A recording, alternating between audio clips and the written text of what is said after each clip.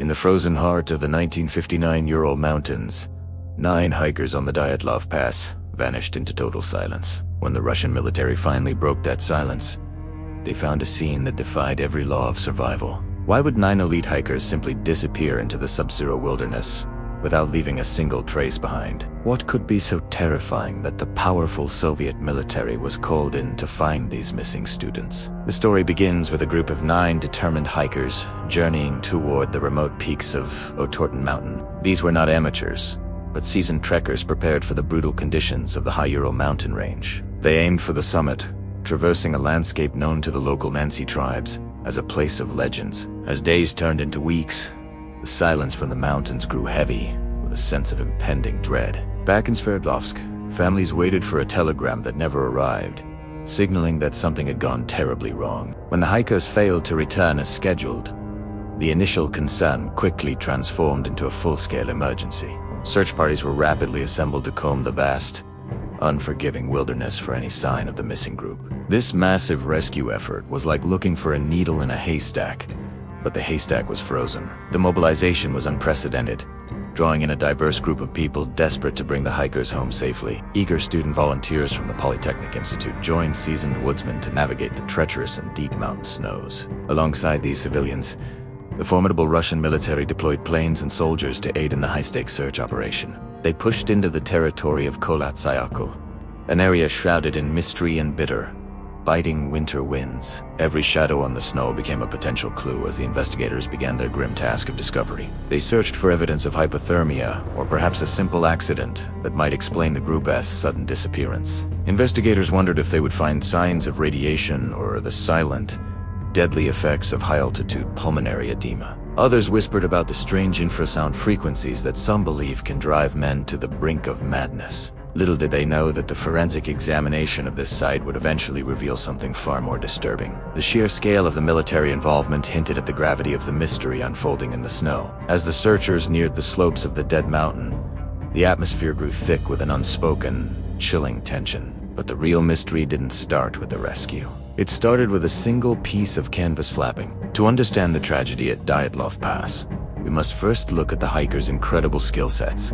These were not amateur adventurers, but seasoned explorers who felt at home in the freezing wilderness. They were intellectuals and engineers, well-versed in the dangers of the Ural Mountains and Kholat. Among them was Yuri Krivonischenko, a student who mastered the complexities of construction and hydraulics. Rustam Slobodin brought a disciplined mind to the group, having already earned his degree in mechanical engineering. The party also included Alexander Kolevatov, whose background in nuclear physics added a layer of scientific expertise. Nikolai Thibault-Brignolas was another highly educated member, holding a degree in industrial civil construction. Even the youngest member, Lyudmila Dubinina, possessed the rugged determination required for such a brutal journey. But the most seasoned among them was Alexander Zolotaryov, a 37-year-old veteran of the trails. Zolotaryov held a prestigious Grade 3 certification in hiking, the highest level achievable in the Soviet Union. These individuals were experts at navigating the terrain of Kholat-Syakhl, making their eventual fate truly baffling. Their past experiences proved they were capable of handling extreme stress without succumbing to irrational fear. Consider Yuri Doroshenko, whose courage had already been tested in a terrifying encounter on a previous trip. When a bear once approached their camp, Doroshenko didn't run. Instead, he bravely chased the predator away. Such legendary bravery suggests that the group was prepared for almost any natural threat they might encounter. They knew the signs of hypothermia and the risks of pulmonary edema in the thin mountain air.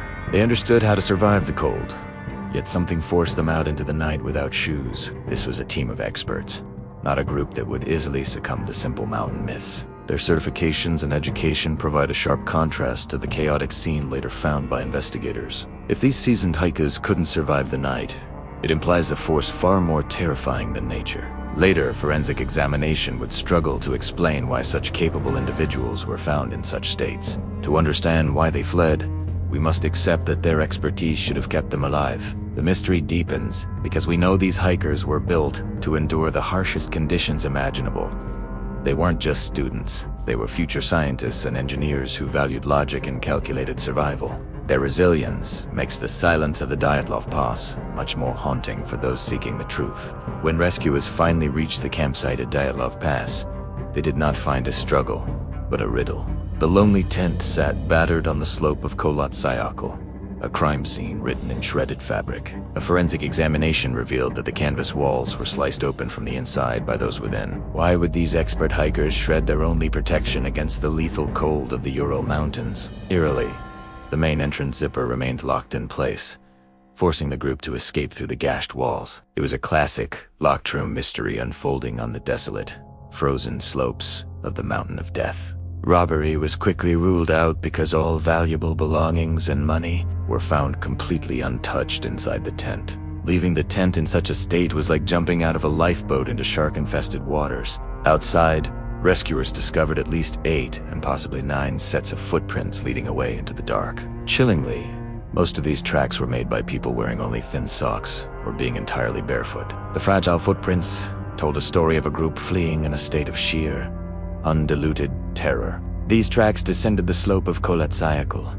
moving urgently away from their only source of survival. Initially, the tracks of the hikers diverged as they scrambled away from the abandoned campsite in different directions. However, the desperate group managed to regroup about 100 meters further down the snowy mountain slope. They walked together for nearly 500 meters before the shifting snowfall began to erase their tragic path. Beyond that point, the footprints vanished entirely, leaving investigators with nothing but the silent, white wilderness. How do 9 experienced people walk into a deadly blizzard without even putting on their sturdy leather boots? The forensic evidence pointed to a threat so sudden it overrode even the most basic human survival instincts. Investigators stood baffled by the strange formation of footprints leading away from the nearly pristine campsite. Those barefoot tracks led toward the distant tree line, where the forensic nightmare truly begins to unfold. Following the tracks, searchers pushed nearly a mile downhill toward the dense, foreboding edge of the forest. At the very edge of the tree line, they encountered a massive, solitary cedar tree standing like a sentinel. Underneath its heavy branches, the remains of a small, pathetic fire lay cold in the frozen snow. There, the searchers made a grim discovery that would haunt the investigation for decades to come. On the morning of February 27th, they found the first 2 bodies lying beneath the cedar. These were the remains of Yuri Doroshenko and Yuri Krivonischenko, frozen and barely clothed in the wilderness. Stripped down to just their underwear, they had faced the sub-zero temperatures with almost no protection. Doroshenko was a tall man, standing 180 centimeters, known for his incredible strength and bravery. On a previous trip, he had even shown the courage to chase a bear away from their camp.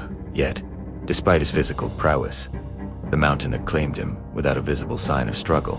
The forensic examination revealed dried blood on his nose, lips, and his right ear, suggesting internal trauma. A strange, gray foam substance was also found coating his cheeks, adding another layer to the mystery. Investigators were further baffled to find burns on his right temple and one of his frozen feet. Lying right next to him was Yuri Krivonischenko, a promising student who studied construction and hydraulics. Like his companion, Krivonischenko's condition was shocking, with the very tip of his nose completely missing. Most disturbing was the discovery of a piece of flesh from his own hand found inside his mouth. He had seemingly bitten off a chunk of his own knuckle in an act of absolute desperation. Both of Krivonischenko's hands were severely burned, as if he had reached directly into the dying fire. Despite these gruesome injuries, the official cause of death for both men was listed as hypothermia. But as the searchers looked upward, they noticed something even more baffling about the cedar tree itself. Branches had been snapped or torn off, reaching up to 5 meters above the frozen ground. What were they looking for from the top of that tree while they were freezing to death? The cedar tree stood like a failed fortress, holding secrets that forensic reports could not explain. How do you suffer severe burns while simultaneously dying from the extreme mountain cold? As they looked up into the branches of that cedar, the mystery only grew taller and more terrifying. Between the lone cedar tree and the slashed tent on Dyatlov Pass lay the next pieces of the puzzle. 3 more bodies were found in the snow, spaced out like breadcrumbs across the frozen mountain slope. They were no longer running away. They were desperately trying to crawl back to the relative safety of home. Igor Dyatlov, the group's experienced leader, was found only 300 meters from the lone cedar tree. His watch had stopped at 5:31, marking his final moments in the freezing heart of the night. The discovery was gruesome, as the leader's lower jaw was mysteriously missing from his cold, frozen body. Injuries on his hands were consistent with a fist fight, suggesting a desperate struggle before he finally fell. Despite these strange traumas, a forensic examination concluded that Dyatlov ultimately died from hypothermia and extreme exposure. Further up the mountain, searchers discovered Zina Kolmogorove, lying face down in the deep, biting snow. She was found 630 meters from the Cedar, the closest person to the abandoned tent. Forensic examination revealed a foot-long bruise on her back, though she had not been sexually active. These were intelligent people, capable and strong, yet they were being picked off one by one in silence. It wasn't until March 5th that rescuers finally located the body of Rustem Slobodin beneath the snow. Slobodin was a brilliant mechanical engineering graduate who had fought hard to survive the terrifying night. His body lay 480 meters from the tree, positioned between his two fallen friends. It was found wearing only a single felt boot, his other foot bare against the unforgiving ice. Most disturbing was his fractured skull, an injury that should have stopped him immediately in his tracks. On the slopes of Kolodsyakul, most bodies were found face down despite dying on their backs. They were like sailors trying to swim back to a burning ship in a dark and deadly ocean. If the tent was their only hope, why did they ever choose to leave it in the first place? Even with a fractured skull, Slobodin kept moving. But what exactly was he moving toward? Monslater, when the snow began to melt? The most terrifying chapter of the investigation was finally unearthed. Deep within a ravine, investigators discovered the remaining 4 hikers buried under several meters of packed ice. Among them was 37-year-old Alexander Zolotaryov, a battle-hardened veteran of the brutal World War II Russian front. Despite his Grade 3 hiking certification and vast experience, Zolotaryov could not survive the mountain's violent act. A forensic examination revealed he died from a massive crushing injury to his chest and fractured right ribs. Most disturbingly, this seasoned soldier was found with his eyes and even his eyelids completely missing. In his final moments, Zolotaryov gripped a pen in his right hand and paper in his left. What was he trying to record in the dark before the mountain claimed his last breath? Lyudmila Dubinina, the group's youngest member, suffered an even more catastrophic fate within the frozen hollow.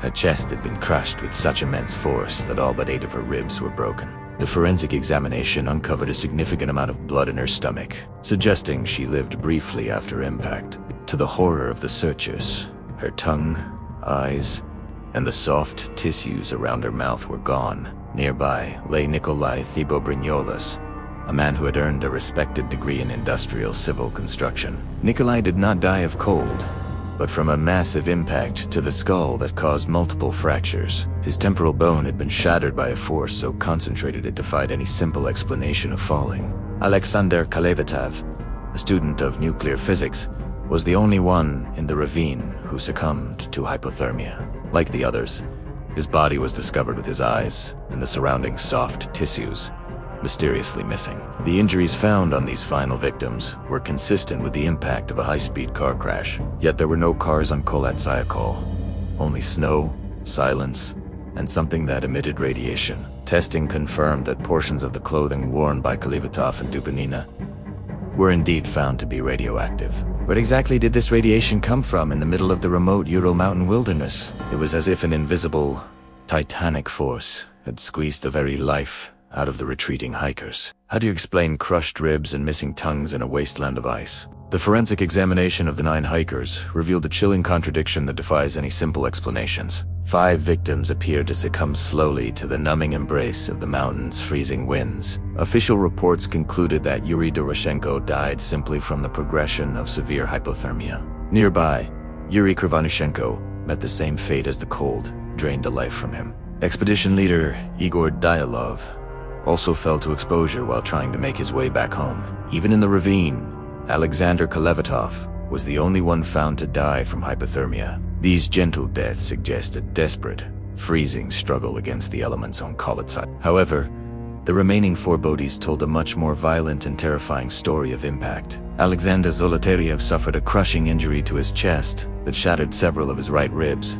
The force required to inflict such internal damage without external bruising remains a haunting mystery. Nikolai Thibobrignolas faced a massive impact that caused multiple fractures to his thick temporal bone. His skull was shattered by a force so concentrated it left investigators absolutely stunned and confused. Ludmila Dubinina's condition was perhaps the most gruesome discovery made during the entire forensic examination. She suffered a devastating chest injury, leaving her with all but 8 of her ribs broken. These injuries were likened to the impact of a high-speed car crash in the wilderness. How could 2 groups of friends die so differently in the exact same frozen wasteland? Investigators struggle to reconcile the quiet pull of exposure with these sudden, brutal, crushing blows. Some theories point toward infrasound causing madness, while others suggest a more physical, external threat. Traces of radiation and evidence of pulmonary edema only added more layers to the growing puzzle. The Mansi tribes had long warned of these mountains, yet science offered no easy answers. This central scientific contradiction at Dyatlov Pass remains one of the greatest mysteries of our time. The trauma was physical, but evidence suggests something else might have been in the air that night. While the hikers fought for survival, others nearby were watching a strange display in the sky. Witnesses reported seeing mysterious glowing orbs hovering silently over the frozen peaks of Kolitsak. On February 1st, a separate hiking team observed these silent lights dancing above the mountain range. These glowing spheres moved with a purpose that defied the natural laws of the night sky. To those watching from afar, the lights were like silent witnesses that simply refused to testify. Could these aerial anomalies be linked to the strange radiation found on the hikers' discarded clothing? As the investigation deepened, lead investigator Lev Ivanov discovered something chilling at the forest edge. Deep within the valley, the local pine trees bore the scars of an unexplained and intense heat. Ivanov noted that the very tops of these trees were singed and blackened by something unknown. He carefully documented how the pine needles had withered under a sudden and searing aerial blast. No footprints or ground fires explained how the heat reached such heights without scorching the trunks. It appeared as if a concentrated source of heat had descended from the sky above them. The singed wood mirrored the mysterious thermal burns found on the bodies of the fallen hikers. What kind of strange fire only targets the highest reaches of the forest and human skin? Was the atmosphere itself charged with a force that the hikers couldn't possibly hope to escape? Decades later, the region's reputation for aerial danger was reinforced by yet another tragic event nearby. In 1991, an aircraft carrying 9 people crashed in this same desolate stretch of the Urals. The coincidence of 9 souls lost once again adds another layer to the mountain's dark legacy. This history of mechanical and human failure points toward a force far beyond a simple avalanche. If it wasn't a natural disaster, we must ask if it was a man-made one instead. Every charred branch and glowing report pulls us further away from the safety of simple explanations. The mystery of the sky and the scars on the trees remain locked in a silent embrace. Beneath the shadow of Kholat Syakhl, a deeper mystery began to emerge from the frozen Ural Mountains. In 1959, the Soviet Union was a landscape of whispered secrets and ironclad government control. Every movement was watched, and the disappearance of 9 students quickly drew official attention. When the search began, the rescue party wasn't just comprised of worried student volunteers. Members of the Russian military arrived, their presence shifting the tone of the entire operation. Uniformed soldiers tramped through the snow, searching for any sign of the missing Dyatlov party. This sudden military involvement raised eyebrows among the civilians who were already on the scene. Why would the state deploy soldiers to find a group of hikers in the wilderness? The search grew more intense as investigators combed the slopes for any scrap of evidence. They were looking for bodies, but they were also looking for something far more classified. As the forensic examination began, a chilling discovery added a new layer to the tragedy. Analysts focused their attention on the tattered clothing recovered from the deep, snowy ravine. Specifically, the garments worn by Alexander Kolevatov showed signs of something deeply unsettling. Tests revealed that portions of Kolevatov's clothing were found to be slightly radioactive. This wasn't an isolated find, as the investigation turned to the other victims' belongings. The clothes belonging to Ludmila Dubinina also carried these same mysterious, radioactive traces. Finding radiation on the backs of students in the wilderness was a massive red flag. In the era of the Cold War, radiation was synonymous with secret weapons and hidden tests. The presence of these particles suggested the hikers had encountered something beyond a simple storm. Investigators struggled to explain how such contamination could occur on a remote mountain pass. Every new piece of evidence seemed to pull the story away from a natural disaster. The military's tight-lipped behavior only fueled the growing sense of a high-level cover-up. If the hikers had stumbled upon a secret, the state was determined to keep it buried. In an era of nuclear paranoia, this evidence transformed a hiking accident into a state secret. Now, the question wasn't just how they died, but what they had actually seen. The official explanation for decades was a sudden avalanche, offering a simple and tidy answer for investigators. This theory seems perfect on paper, yet the physical evidence tells a far more disturbing story overall. Before we explore more complex theories, we must understand why the mountain itself is likely innocent. Blaming a massive avalanche is like attributing a flooded home to a single leaking kitchen faucet. It sounds plausible at first, but the scale of the damage simply does not match the cause. A forensic examination of the site reveals a series of contradictions that experts find impossible to ignore. Let us begin with the geography of the slope, where the 9 hikers pitched their final camp. Records confirm the mountain slope at the campsite had a relatively shallow 30-degree incline during the incident. Why would seasoned hikers misjudge a slope this shallow and fear a life-threatening snowslide that night? Experienced mountaineers know that such an incline rarely triggers the kind of crushing force described by officials. If a wall of snow had truly descended, it would have buried everything in its path instantly. Yet, when searchers arrived, they found the hikers' tent still standing partially upright on the open snow. A powerful avalanche would have shredded the canvas and scattered the group's heavy equipment across the pass. Instead, searchers discovered a pair of flashlights sitting undisturbed right on top of the tent's roof. How does a violent snowslide leave fragile flashlights perfectly balanced exactly where they were left? The state of the campsite suggests a hasty exit, but certainly not a camp buried by snow. If hypothermia was the primary killer, the initial cause for their flight remains a terrifying mystery. Even the surrounding snow showed no signs of the massive disturbance an avalanche would naturally create. No debris, no broken trees, and no heavy snowpack were found covering the abandoned campsite at all. Some suggest infrasound or internal panic, but the avalanche theory remains the most widely disputed claim. The Mansi tribes of the region have long known these peaks possess a much darker nature. While pulmonary edema and freezing temperatures took their lives, the catalyst for the terror is missing. We must confront the reality that the mountain did not simply fall upon these young hikers. If it wasn't the shifting snow that turned on them, what force truly drove them out? The forensic examination points toward a traumatic event that the avalanche theory cannot possibly explain. Traces of radiation and strange injuries suggest the truth is buried much deeper than the cold snow. Each piece of evidence from Koletsayako only serves to deepen the shadow over Dyatlov Pass. We are left questioning the official narrative that has stood for over 60 long, silent years. If the mountain itself didn't break them, we have to look for something far more sinister. The riddle of the slope remains, leaving us to wonder what actually happened that frozen night. On Mai Cinco Tiace, the search took a turn from rescue to horror deep within the frozen landscape. The snow finally gave up its secrets in the spring of 1959 as the ice began to thaw. A tracker from the Mansi tribes named Kurikov noticed something unusual near the lone cedar tree. He spotted a trail of cut branches discarded on the snow, leading away from the known campsite. These broken boughs formed a deliberate path, roughly 75 meters behind the massive, ancient cedar tree. The trail led the searchers toward a daunting ravine that cut 6 meters deep into the earth. It was here, on May 5th, that the investigators finally located the remaining 4 missing hikers. They were buried under 4 meters of hard-packed snowfall, hidden from the world for several months. Near the hikers, the search team uncovered a hastily constructed den carved into the freezing snow. This crude shelter was a desperate fortress made of branches, yet it offered little protection from fate. The discovery shifted the investigation from hypothermia toward more violent and unexplained causes of death. Who built this den? And why wasn't such a survival effort enough to save their young lives? What kind of terrifying force follows its victims into a 6-meter-deep hole in the frozen ground? The den was a fortress made of snow, but it simply couldn't keep out the encroaching mystery. Beneath the surface of Koletsayako, the physical evidence suggested something far more brutal than radiation. Forensic examination revealed injuries that defied any simple explanation of freezing or natural mountain exposure. The silence of the ravine was heavy, leaving investigators to wonder if infrasound had played a role, even with symptoms like pulmonary edema considered.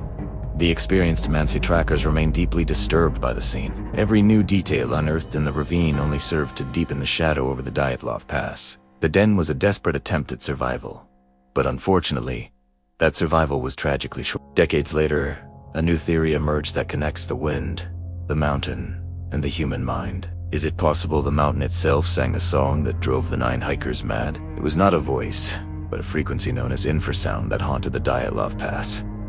In 2013, author Donny Ikar published his compelling investigation in the acclaimed book, Debunking. Ikar proposed that the unique shape of Kolatsyakul acted as a natural wind instrument. As high winds rushed over the dome-shaped peak, they created a phenomenon called Kármán vortex streets. These wind patterns generated infrasound, a low-frequency noise that exists just below human hearing. While our ears cannot detect it, this invisible sound has a profound impact on the human body. Can a sound you cannot hear cause physical pain and intense psychological terror? Infrasound is like a silent alarm going off in your brain, triggering a primal fight-or-flight response. Every cell in your body begins to scream, demanding that you run or die immediately. This sensory overload explains why the hikers suddenly slashed their way out of the tent. It accounts for the uncontrollable state of panic that led them to flee into the cold. Victims of infrasound often report dizziness, nausea, and an overwhelming sense of impending doom. These intense vibrations can even cause internal damage, potentially leading to conditions like pulmonary edema. Local Mansi tribes have long avoided Kolatsyakul, calling it the Dead Mountain for a reason. Unlike stories of radiation or secret weapons, this theory relies on the laws of physics. It provides a logical answer to the illogical behavior seen that night on the slopes. Science suggests the mountain itself might have been the true killer of the Dyatlov group. The hikers weren't running from a monster, but from a sound that shook their very souls. Does Dead Mountain hide a secret in the wind that we are only now beginning to understand? It is a sound you can't hear, but one that possesses the power to kill. Beyond the radiation and the footprints, we must remember there were 9 vibrant human lives lost here. These weren't just victims of a cold case. They were students with bright futures and loving families. As we close the heavy files on Dyatlov Pass, we must look past the clinical forensic theories. The names of the hikers deserve more than to be footnotes in a mystery that remains unsolved. We have explored every angle, from the terrifying infrasound theories to the whispers of the Mansi tribes. We analyzed the chilling forensic examination results, from pulmonary edema to the strange presence of radiation. We stood on the slopes of Kolatsyakul, feeling the same biting wind that doomed the expedition. Yet, even after decades, the mountain continues to hold its secrets tight against the freezing Siberian air. Will the peaks of the Ural Mountains ever truly give up the truth of that final night? The mystery of Dyatlov Pass is a cold case that will never truly freeze over in our minds. We remember Igor Dyalov's leadership and the incredible skill sets his team brought to the mountain. Their courage in the face of the unknown remains as enduring as the stone of the Urals. How do we honor those lost to hypothermia and trauma in a tragedy that defies logical explanation? Perhaps we honor them by telling their story, ensuring their names are spoken across the long years. They were explorers who never came home, seeking adventure but finding only the silence of the snow. Every footprint leading away from that slashed tent tells a story of survival against impossible odds. The legacy of the 9 remains etched into the history of the mountains they loved so dearly. As the wind whistles through the pass, we are reminded of the fragility of the human spirit. While science may one day provide an answer, the human loss remains the most profound truth. If you want to keep the memory of these 9 hikers alive, please share their incredible story. Tell me, after everything we have uncovered, which theory do you believe truly explains their final moments? Until the mountain speaks, the shadows of Dyatlov Pass will continue to haunt our collective imagination.